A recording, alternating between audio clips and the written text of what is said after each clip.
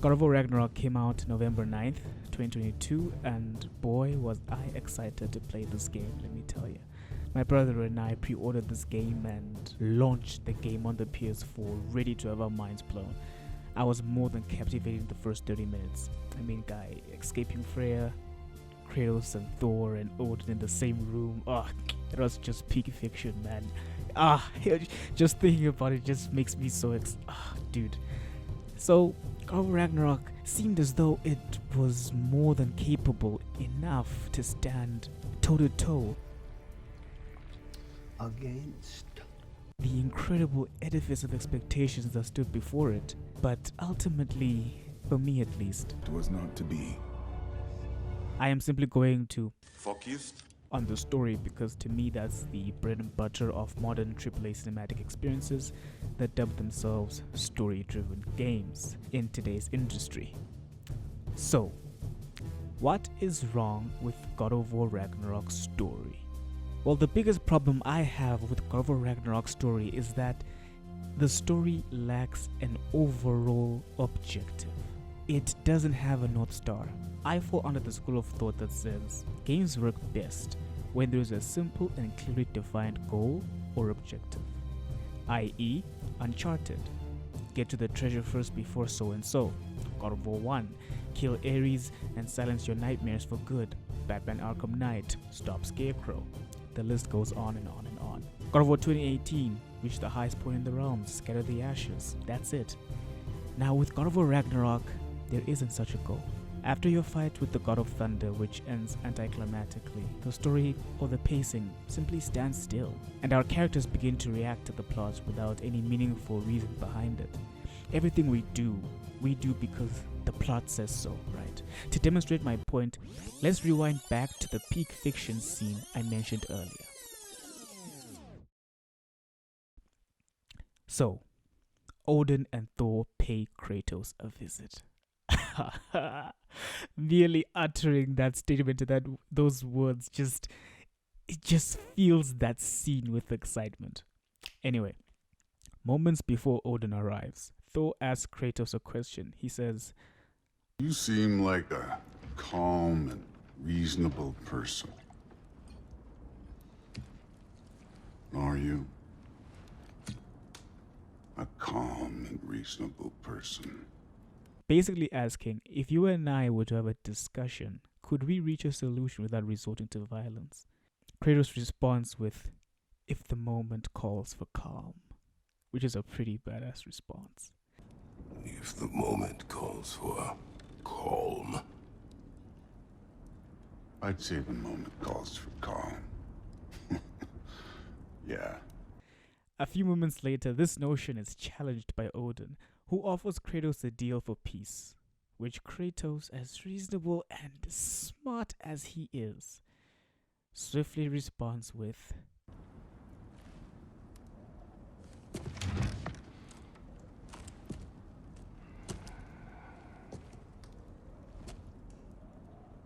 No.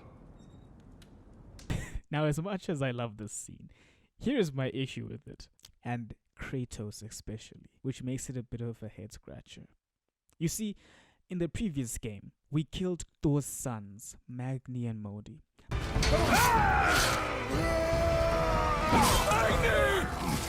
No! That's what I said to your mother right before I gave it to her. Plus the most badass antagonist in God of War history, Baldur, the Odin son. You could have walked away! The cycle ends here. Must be better than this. As Odin adequately puts it, You have a debt to pay. We have a debt to pay. Now, what we know about the Aesir gods prior to this encounter, especially Odin, is they are evil. They don't play fair, they don't honor their deals, and are quite formidable foes. So then, the question becomes, even if Kratos did agree to Odin's deal, there's no guarantee that Odin would honor it, right? I mean, we just clearly established that the Aesir don't honor their deals. Well, here's what I have to say to that. Go fuck yourself. It doesn't really matter, especially in this context, if Odin honors the deal or not. Kratos was in no position to refuse. Think about it.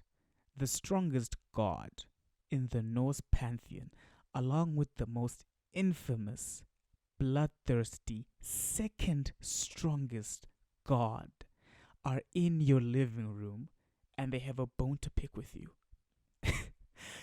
Dude, Thor is there, sitting there. You killed his sons, so he clearly has an issue. You know what I'm saying? He has an issue, guy, that he needs to get sorted out. Odin is also in your living room because you killed his son Baldur. You killed his son. So both of these people are here in your living room and they have a bone to pick with you. That is the gravity of the situation that we're in. Very, very tense scenario. Perfect. Now, the strongest god in the Norse pantheon, Odin, offers you, Kratos, a deal. And you as Kratos know full well that you are not the only person in this room. So there is no room for error in how you conduct yourself right there. If it was just you alone in the room, you could act recklessly all you want. You could handle the consequences. You could shelter the consequences. Unfortunately, in that room lies your son. You see, Kratos was put in a similar position back in 2018 when a stranger came to his doorstep. The level of caution that was displayed by Kratos, he doesn't know this person is a god yet.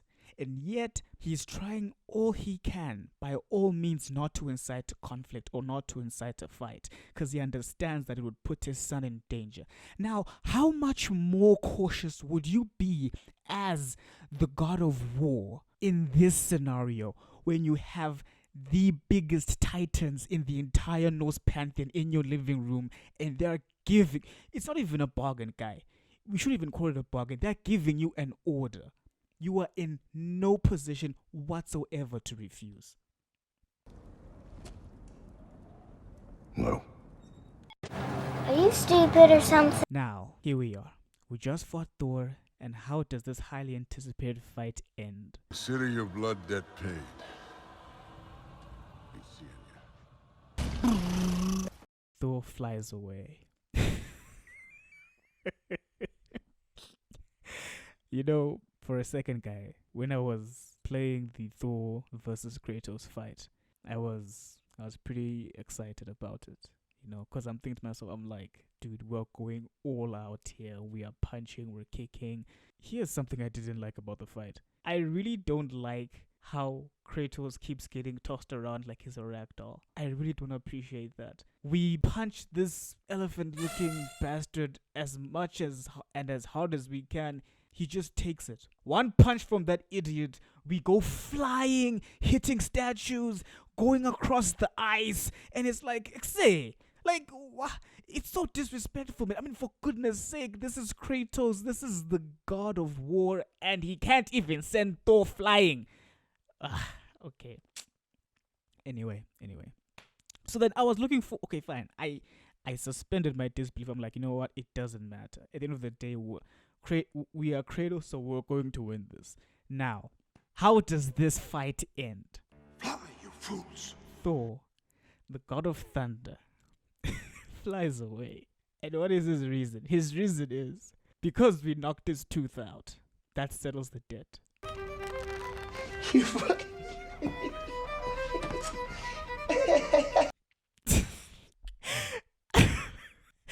Okay, no, this is bullshit. What a bunch of bullshit. Guy, this is ridiculous. In what world does hitting someone so hard that his tooth falls out make up for the fact that that person actually killed your sons? How is that? How are those things on the same level? This is stupid, guy. This is nonsense. This is just okay. Anyway, it's okay. Fine. I hear. Okay, fine. I hear you asking a question. It's like, okay, fine. Fine. We hear you. How then would you propose that the fight should have ended? Well, I also happen to come from the school of thought that believes that if you put two gods in the same ring, one of them has to die. My reference for this notion is the entirety of the God of War Chronicles. Now, Killing Thor early in the game wouldn't be very sound, I admit that. But killing Kratos, now that would have interesting consequences. Or if you're not as sadistic as I am, you could have the giant snake, Jormungandr, crash the party. Maybe right when, let's say, Thor was about to kill Kratos, Jormungandr pops out of nowhere. They goes after Thor. They starts biting. They start scratching. They go at it. Jormungandr drags Thor elsewhere, and that's how we survive, right? That could have been kind of cool. That would have been interesting. And in that way, we'll also get to have a recurring villain just like Balder. So Thor wouldn't just show up in the beginning and the end of the game. He'll show up maybe through various points of the story as we continue along. And we also get rid of this stupid blood payment nonsense. Anyway, the pacing problems continue to unfold. We find out that Atreus has been looking for Tyr and has an idea where he might be, and we gotta find him. Question: why? Why, Mr. Anderson? Why? Why? Why do we have to find Tyr? Why are we going after Tyr? How does finding Tyr help us get any closer to our goal? What is our goal? The answer is simple. It doesn't. It's just a glorified side quest disguised as a main mission, which is roughly, unfortunately, the entirety of this God of War Ragnarok experience. That's just the whole game. After we rescue the almighty Tyr for no good reason at all, we are introduced to the first playable sections as Atreus. Hey, get down from there! You ever thought about just ending it all, making the pain go away? We get to talk to The big snake. He tells us about Ironwood. What is Ironwood? How does it help us? Don't know. We get back home. Kratos decides to go to Alfheim so that we can go see Grover's Shrine. Why? So we can learn secrets about the impending doom. Why? Like, are we going to stop it? Are we going to stop this impending doom? No. Anyway, Atreus somehow teleports to Jotunheim in his sleep. How and why, it's never explained or brought up ever again. I'm just thinking of the implications that this one ability that Atreus has just showcased, how it affects the entirety of the story that the developers are trying to tell. If you're going to introduce a power, let's say teleportation, every single sequence or encounter that is dangerous, life-threatening, perilous, now can be answered with this one ability. Just teleport. There's a point in the game whereby we were riding on Freya's ship that flies, and we were getting bombarded and attacked by different foes on all sides. In that encounter, why didn't Atreus just teleport us out of there? You see, let's leave that. Okay, fine. Never mind. Now, I want us to contrast this with God of War 2018. How the story structure is significantly opposite of that of Ragnarok. Our mission in 2018 is simple. Get to the highest point in the realms and scatter Mom's ashes. Simple. Okay, now I want you to notice how everything we do either brings us closer or further to our goal. Only the pure light of Alfheim is strong enough to break through. But that road is long. What does this goal mean to you? It's everything. We meet Freya. She helps us by making us invisible to those who might want to make our journey difficult. We make it to the foot of the mountain. We encounter Black Breath. Freya tells us to go to Alfheim and get the tool needed to dispel the obstruction. We go to Alfheim with a clear purpose. Everything we do has weight and intent backing it. Ragnarok has none of that, which is why, as much as I try to stay with this game up until it ended, it lost me as soon as it started. The question at the back of my mind throughout the entire campaign was, Why, Mr. Anderson? Why? Why? Throughout the entire campaign, our characters have conflicting goals, but that's it. That's all it ever amounts to. I'm not saying that characters having conflicting goals is a bad thing. What I'm trying to say is that if our characters have conflicting goals, then you'd probably show us or tell us which is actually the right solution or which is the right way to go. And now that we find out that this is the right way to go, we continue down that path. That's all I'm saying. Atreus clearly wants to go to war. Kratos does not. And we never actually get to pick a side. The only reason why we end up going to war is because the plot says so. It's never something that Kratos says, you know what, this is happening, we're going to war. Nah, the plot says so.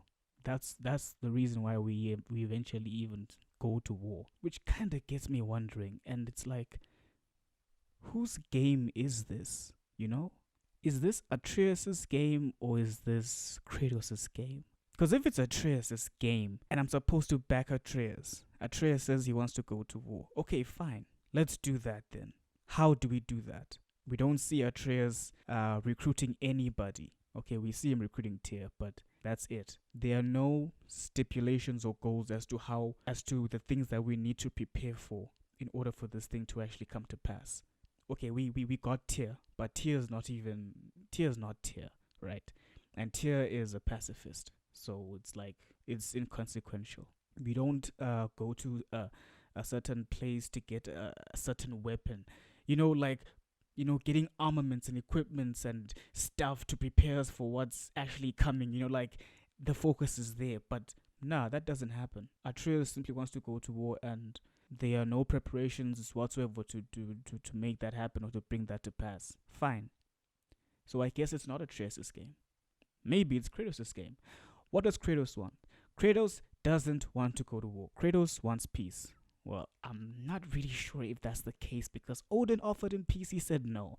So I'm not really sure what it is that Kratos actually wants.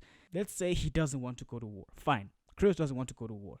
Kratos is aware that there's a certain impending doom known as Ragnarok that is coming. We don't want war. We don't want Ragnarok. So what's the best next thing for us to do? We need to find a way to stop Ragnarok from happening. That should be our goal. That should be our objective. Fine. We land on a goal and objective. We say we don't want war. We don't want Ragnarok. Now, what are the steps that we should take to make sure that this doesn't happen? Nothing. That's my problem with this game. Nothing. Like these things are just floating in the air. Kratos doesn't want war, yet we know Ragnarok is coming. We make no decisions whatsoever and to stop this thing from coming. And at the same time, Atreus wants to go to war. The game doesn't know what it wants, guy. How much better would it have been if we actually had an objective and we actually did pick a side? Think about it. Let's say after the fight. This is like for the beginning stages. Let's say after the fight with Thor, we rush back to the crib, only to find Atreus missing. We assume he was kidnapped by Odin. All of a sudden, the story has a sense of urgency. You've just managed to inject a sense of urgency into the story, and the pacing is like right there because it's pretty strong. The pacing is pretty strong, and it's like, okay, I can get behind this. But after the fight with Thor, we just, okay, Thor's done. We got Atreus back. What now? Let's go find Tyr. That's not really captivating, especially to me. It's not captivating, it's not intriguing. It's like, okay, why not? I guess we don't really have anything else to do, so we might as well. Imagine if that was the scenario that had happened. We get an engaging goal in the first few minutes of the game, and through pursuing this goal, we bring about Ragnarok.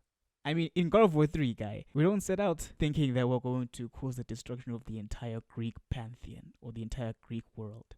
The entire Greek pantheon only gets destroyed as a consequence of us trying to kill Zeus. That's our goal, just kill Zeus. But as a consequence, everything else is destroyed. How much more intriguing and interesting would it have been if we had to place Kratos in a position where he has to choose between the safety of the realms or his son? Now that would have been interesting. Do you save the world? Or do you save your only son?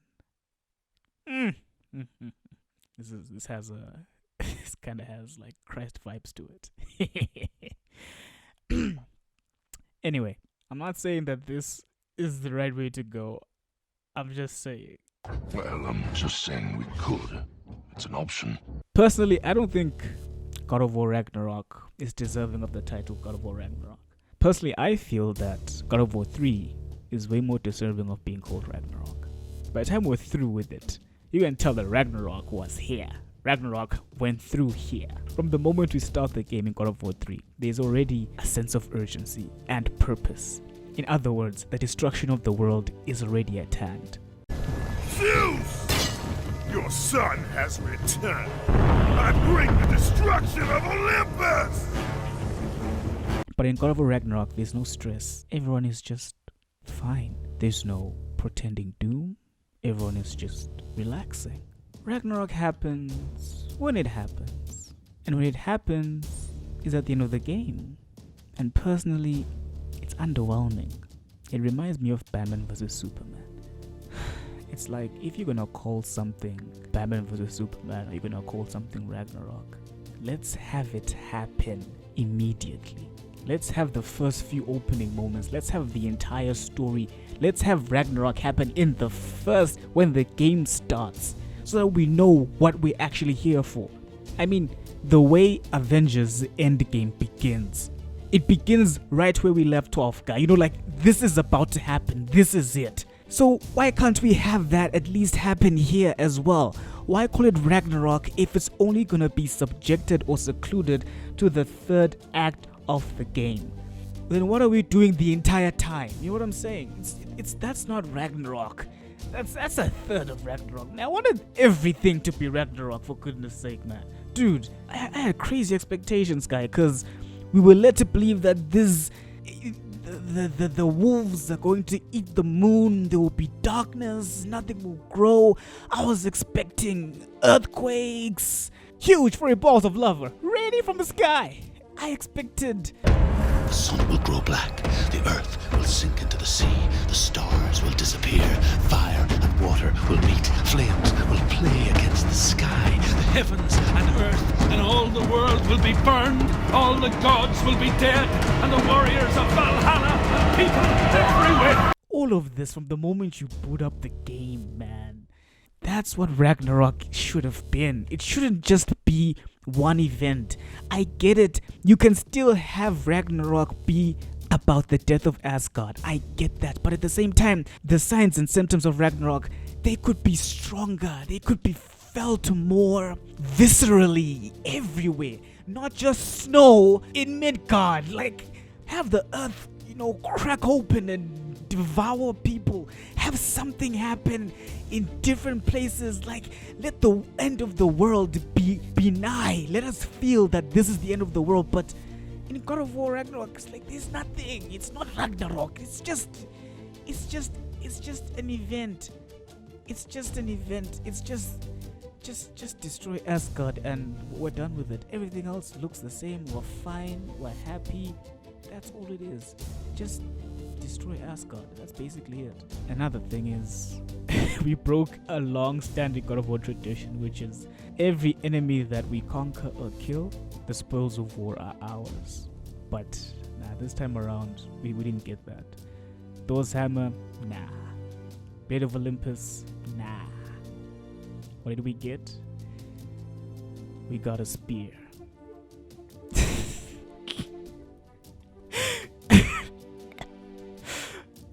Come on, guy. Eric Williams says that he wanted to subvert expectations.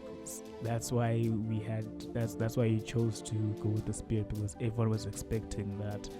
Everyone was expecting that. Hey man, we're gonna get to Mjolnir, we're gonna get Thor's hammer. Yeah, it's gonna be crazy. So it was like, nah, man, I wanna. Thor's hammer seemed like a pretty solid, cool thing to align with Ragnarok. Kratos has kind of a track record of stealing god weapons and then using them himself, and he never uses it. Why? He's got the axe. Yeah, the axe was made to be the counter to it. It's almost like the good and evil weapon. So I'll also be completely honest. I'll tell you what I told the team. To me, it was too easy. It was expected. They could understand it. They could think about it. It wasn't going to surprise. But the weapon that was going to surprise was the weapon that we gave him. If you think about his weapons, like, they've been bestowed upon him, his core weapons, like the blades, they're pulled out of, the river of lava and dropped into his hands. Like, the axe is bestowed to him by his wife. So when that spear is made, it's for him. It has his blood in it. I wanna subvert expectations. And now, after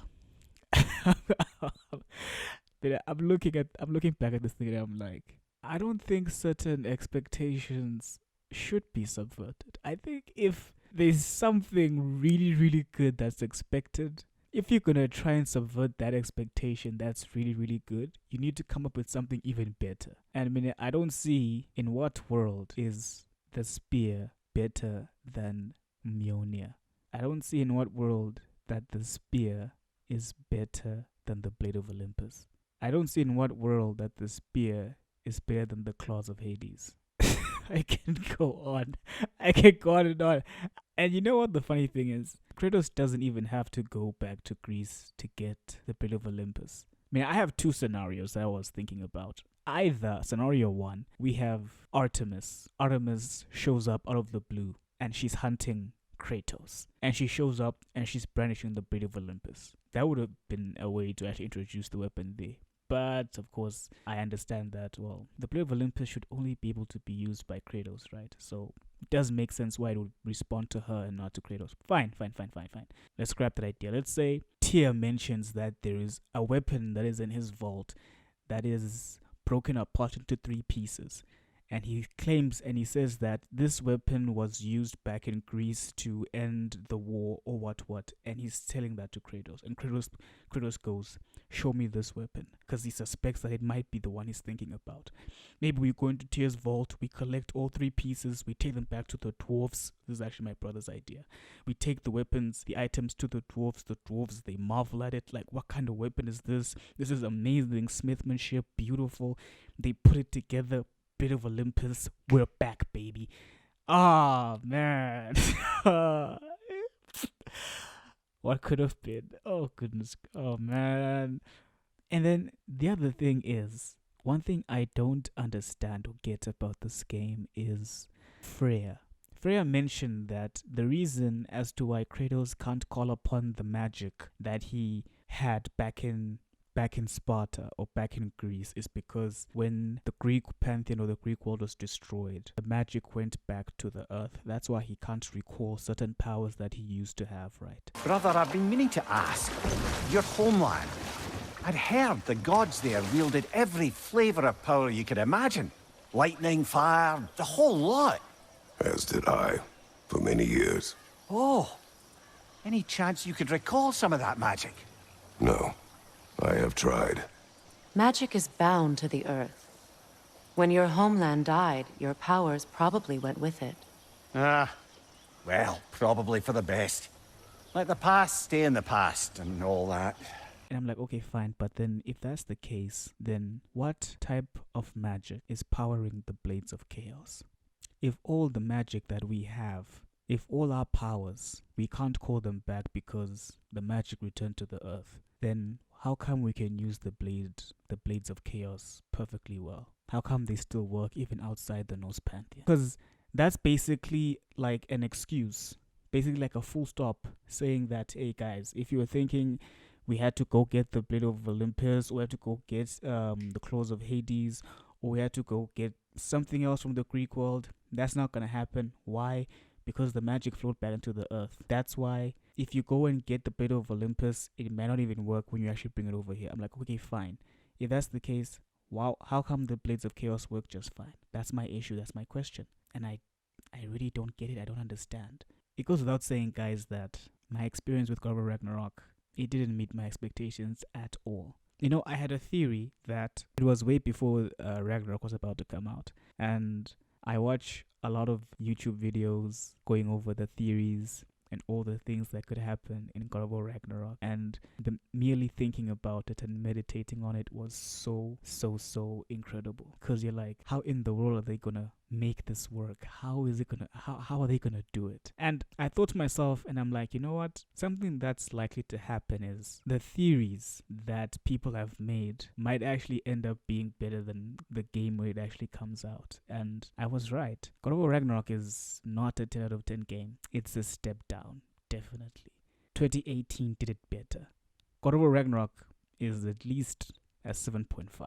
And that's because of the story. If you're going to market yourself as a story-driven game, adventure, and the story is the one thing that you decide to drop the ball on, I have no mercy for you. I'm extremely ruthless when it comes to you. You get a 7.5, if that. God of War 2018 is definitely an 8 out of 10 or 8.5 out of 10. Because if you think about it, the only difference between God of War Ragnarok and God of War 2018 is boss fights. If God of War 2018 had sufficient boss fights, there would be nothing separating it from Ragnarok. That's not just it. It's boss fights and good story. God of War 2018 lacks one of those, but gets it right at the story. God of War Ragnarok lacks the story, but has boss fight. At the end of the day, guys, God of War 2018 is better, way more engaging story, much more thrilling antagonist, an awesome first boss fight, way better than Thor. Baldur is way better than Thor. I said it. What did he say? That's my take. Anyway, those are my thoughts on God of War Ragnarok. They are purely subjective, so do try your best not to take them as gospel. If you enjoyed and loved the game, that's perfectly fine too. You're not a bad person for liking the game. And on that bombshell, baby!